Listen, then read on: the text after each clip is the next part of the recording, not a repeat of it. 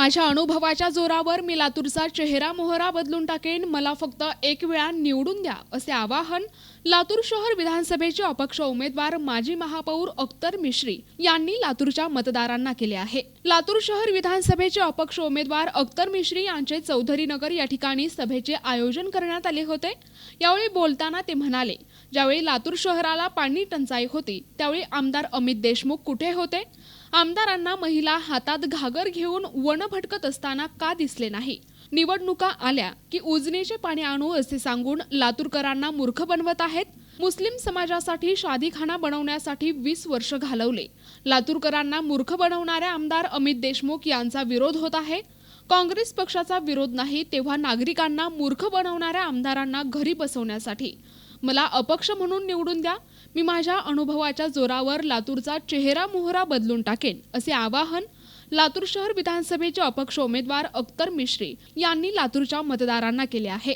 माझी जी जाहीर सभा झाली त्यात एवढा चांगला प्रतिसाद आहे की लोक म्हणतात अख्तर भाई उशीर का केला आपण यायला। मी सर्व ठिकाणी जायला मला उशीर होतोय।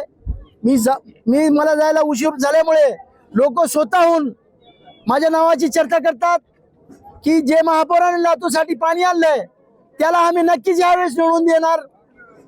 ज्या महापौराने लातूरसाठी विकास केले नक्कीच आम्ही यावेळेस त्याला मतदान करणार।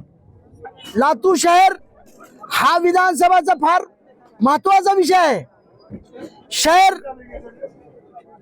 विकास करण्यासाठी इथं काही लोक मोठ्या मोठ्या पार्टीची घोषणा करतात, पण त्यांचा अनुभव आणि माझ्या अनुभवामध्ये फार फरक आहे।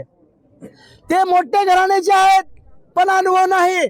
मी गरीब घराण्याचा आहे, माझ्याकडे अनुभव आहे।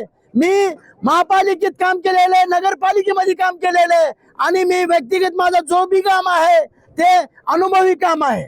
मी शहरासाठी लातूरला एक जर मला लोकांनी निवडून दिलं तर मी लातूरचा चेहरा मोहरा बदलून टाकणार। नेमकं कारण म्हणजे असं आहे की कोणत्याही समाजाला किंवा कुणालाही जर आपण लवकर दिले तर ते मागत राहत्यामुळे त्यांनी काय करतात की ह्यांना काहीतरी असं रेंगाळत चला, म्हणजे हे कधी दुसरा काही विषय हिने आणूच नाही। एक दर्गा जे आहे, दर्गापाशी जे आहे ना सभागृह चांगले, एवढा म्हणजे जागा एवढी चांगली होती तिथं आता उरूस करता येईना लोकाला। तिथे एक शाळा होती, शाळा बंद झाली तिथली। ते 10 वर्षापासून तुम्ही रेंगाळत असताल तर मग विकास कुठला? जे काम तुम्ही हातावर घेतलंय ते करा ना। आपण ते न काढल्यामुळे न केल्यामुळे प्रत्येक समाज तुमच्यावर नाराजगी दाखवतोय। मुस्लिम समाज म्हणूनच नाही, दलित समाज नाराज आहे, लिंगायत समाज नाराज आहे आणि ओबीसी हे सुद्धा समाज तुमच्यावर नाराज आहे। प्रतिनिधी हारून मोमीन, NTV न्यूज मराठी, लातूर।